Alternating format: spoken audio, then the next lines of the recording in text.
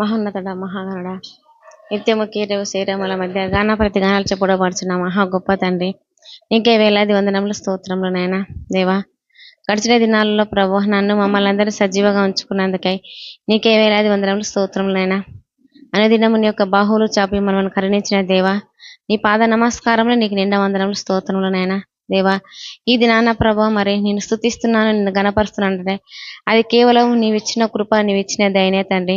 నీ పాద నమస్కారంలో నీకు వందనాలు నాయన. దేవా, నీ యొక్క సన్నిధానంలో తండ్రి మరి ఇంతవరకు పడిన పాటలను బట్టి నీకే వేలాది వందనములు స్తోత్రములు నాయన. నీ యొక్క దైవ సేవకులు ప్రభ నీ యొక్క లేఖల ద్వారా విత్తబడిన వాక్యం మాలో ఫలించేటట్లు సహాయం చేయండి తండ్రి.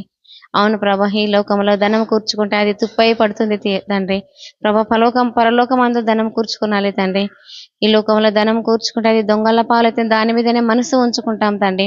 నీవిచ్చే ఆశీర్వాదం మేము పొందలేకపోతున్నాము తండ్రి. అవును ప్రభు, మరి అపోస్తలులు ప్రభ ఆ రోజు సంపాదించిన దాంట్లో తమ ఇండ్లలో పొలంలో ప్రభ మరి నీ పాదంలో చింత పెట్టి ఉన్నారు తండ్రి. అలాంటి మనసు మరి మాకు సహాయం చేయండి నాయన. ఇచ్చుటలో ప్రభా నీ కృపను నీ యొక్క దయను మాకు సహాయం చేయమని అడుగుచున్నాను తండ్రి. నిన్ను ప్రేమించి వారి బిడ్డలుగా మమ్మల్ని ఆశీర్వదించమని అడుగుచున్నాను తండ్రి. మా యొక్క దైవ సేవకుని మరి సేవకురాల్ని వాళ్ళ కుమారుని మీరు ఆశీర్వదించి దీవించి నీ యొక్క సేవలు అత్యధికంగా వాడుకోమని అడుగుతున్నాను. వచ్చిన ప్రతి బిడ్డను కూడా మీరు ఆశీర్వదించి దీవించండి నైనా.